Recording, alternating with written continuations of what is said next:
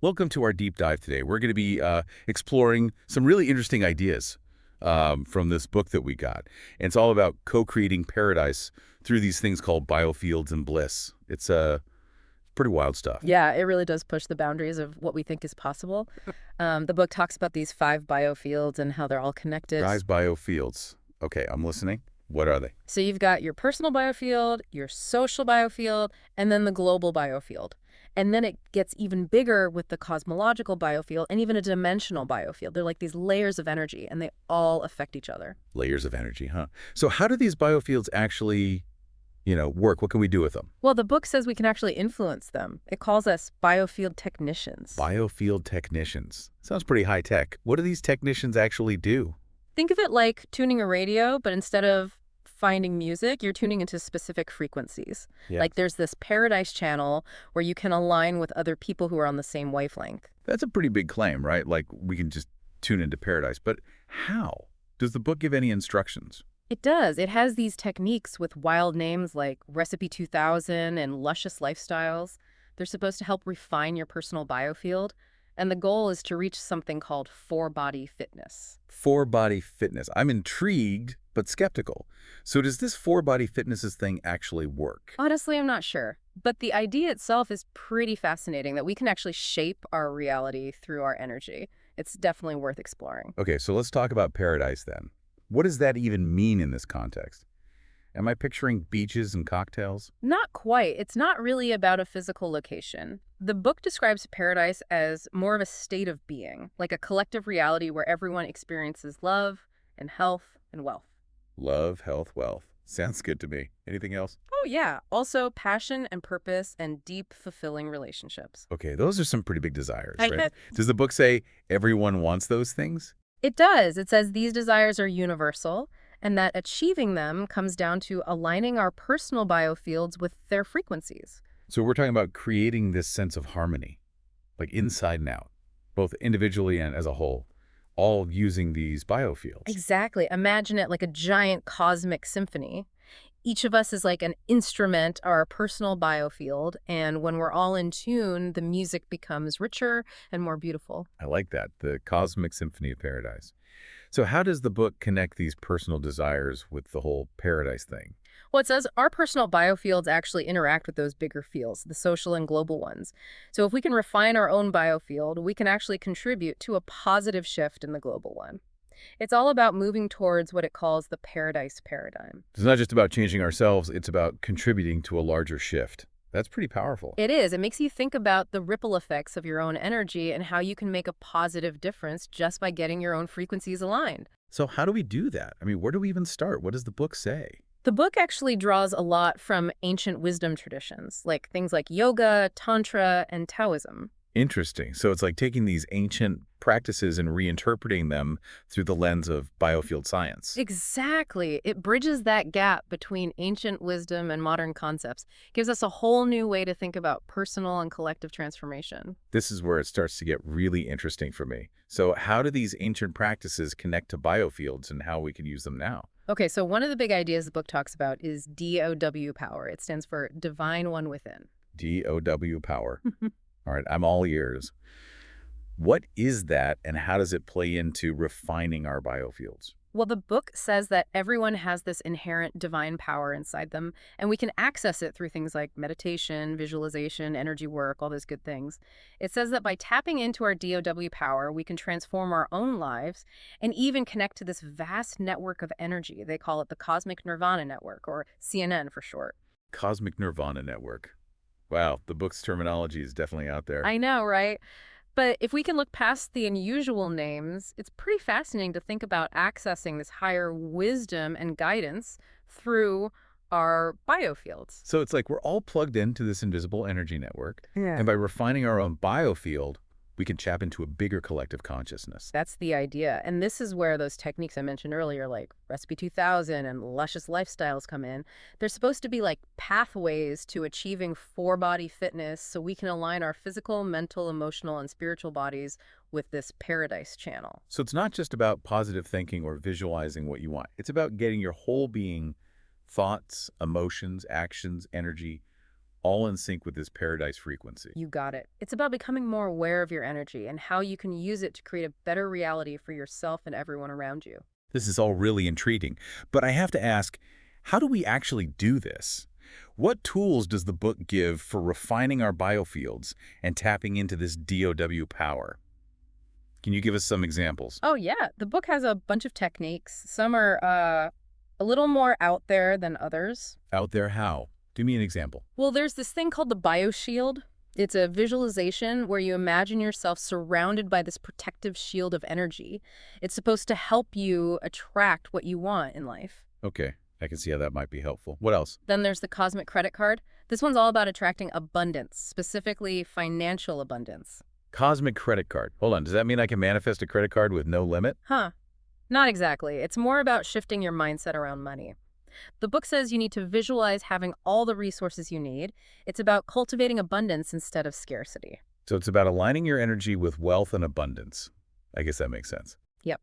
And that actually leads us to another interesting part of the book. It talks about working with angels to get help in different areas of life. Working with angels. I haven't heard that one before.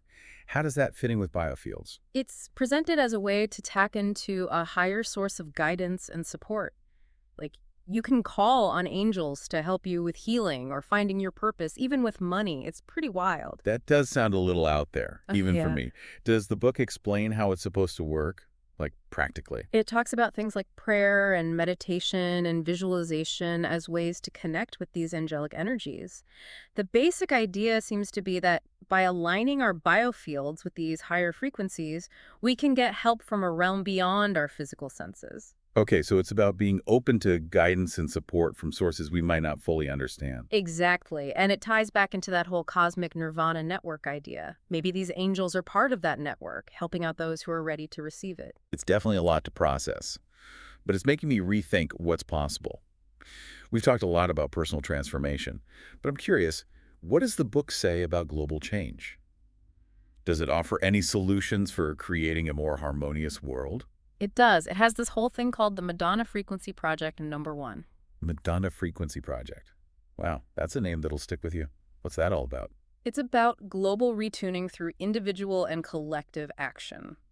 The book says we need to start by taking responsibility for ourselves. Things like using less resources, giving to charities that help children, radiating divine love and wisdom. So basically, align our actions with love, compassion, and abundance and hope it ripples outwards. Exactly. But then it goes even further and suggests global initiatives like forgiving third world debt, or redirecting military spending towards social programs, and creating holistic education systems. That's a big vision, but I like how the book ties personal change to global change. Like, if we change ourselves, we can change the world. Yep. It's all about recognizing that everything's connected and our actions, no matter how small they seem, can contribute to a collective shift towards a better reality. The book also talks about the media and its role in all of this, which I found interesting. Yeah, it basically says the media needs to stop focusing on the negative and start sharing stories of hope and inspiration. Imagine if news channels were filled with stories of people overcoming challenges and creating positive change. Now, that would be a sight for sore eyes. But is that even realistic, given how the media is today? It's a challenge for sure. But the book argues that we can make a difference by choosing to support media outlets that are aligned with these positive values and by being more mindful of the information we consume. Yeah, we need to be more conscious about where we get our news and focus on the positive instead of getting bogged down by all the negativity. Makes sense. Right. And like everything else, those choices affect our biofields and the collective consciousness. It's about using our energy to co-create a world that reflects our highest aspirations. This whole idea of tuning our biofields, becoming aware of our energy and how it impacts the world, it's a lot to take in, but it's pretty amazing. Isn't it? It's like we're not just passive bystanders. We actually have the power to shape our reality, both individually and collectively, just by aligning our energy with our desires and intentions. It's like we all have the keys to paradise inside us, and we just need to figure out how to unlock the door. Well said. And that journey of figuring it out, refining our biofields, and aligning with our purpose, that's what life's all about. It's an adventure of self-discovery and growth and co-creation. And it's an adventure that asks us to open our minds to new possibilities, to challenge our limiting beliefs and step into our full potential as those, what were they called? Biofield technicians. That's it, biofield technicians. And as we go on this journey, it's good to remember we're not alone. We're part of this massive network of energy connected to each other and to something bigger than ourselves. So even though the book is definitely out there with some of its ideas, the main message is about personal responsibility, connection, and the power of our collective consciousness to make the world a better place. You got it. It's about realizing we're all in this together, and by aligning our energy with love, wisdom, and power, we can create a reality that reflects our best selves. It's a beautiful vision and one worth working towards, even if the path there seems a bit unusual sometimes. Absolutely. That's what makes this whole exploration so exciting. It pushes us to think outside the box, to embrace the unknown, and to see what's truly possible. I think that's a great place to pause for now. We've covered a lot, from the basics of biofields to some of the book's more, shall we say, unconventional concepts. We have. And when we come back, I'd love to go deeper into the spiritual and philosophical side of things. Sounds good to me. I'm especially curious about what the book has to say about religion and its role in this whole paradise journey. Oh, yeah, that's a key part of the book's message. It looks at different religions and tries to find those universal truths that connect them all. It offers a fresh perspective on how religion fits into the modern world. I'm looking forward to hearing your take on that. And for you listening, stay tuned as we continue our deep dive into biofields, bliss, and the amazing power of co-creation. So we're back and ready to dive into the book's take on religion. I'm really curious to hear what it says about how religion fits into this whole paradise idea. Yeah, well, the interesting thing is it doesn't really pick a side. Like, it doesn't say one religion is better than another. Okay, so what does it do? It looks at all kinds of different traditions, Christianity, Buddhism, Hinduism, even shamanism, and it tries to find common ground between them. Like what? What kind of common ground are we talking about? It's all about those core principles like Mhm. love and compassion, interconnectedness, things that you see across so many different belief systems. Right, those universal values that seem to transcend any specific religion. Exactly. The book suggests that those are like universal truths, regardless of what your religion looks like on the outside. It's like the essence of spirituality goes beyond any particular dogma or ritual. So instead of seeing religion as like a rule book, the book is saying it's more like a toolkit for spiritual growth, for connecting with something bigger than ourselves. That's a great way to put it. And it's really cool how the book connects these ancient spiritual practices with the idea of biofields. How so? Well, it suggests that things like meditation or prayer, even chanting, were already tapping into this power of energy and consciousness way back then. Long before we had the scientific language to describe it. Exactly. It's like those ancient traditions were already in tune with these energy dynamics that we're just starting to understand through science. This makes me think about quantum physics and how some of its ideas seem to line up with the concept of biofields. Does the book talk about that at all? It does. It mentions things like quantum entanglement, which is the idea that everything in the universe is connected on some deep level. Like our thoughts and emotions, even our actions, they all affect this big web of energy. Okay, now that is some mind-blowing stuff. Yeah. So it's like we're all part of this giant energy field, and everything we do creates ripples throughout the whole system. That's the idea. Mm. And it kind of challenges that old way of thinking that we're all separate and the world is just this objective thing. It's suggesting that consciousness itself might play a role in shaping reality.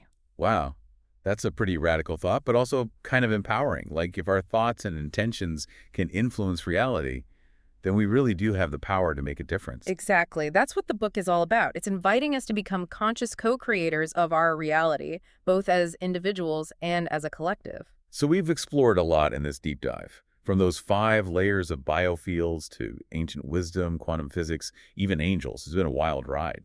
It really has. And as we wrap things up, I wanted to leave our listeners with something to think about.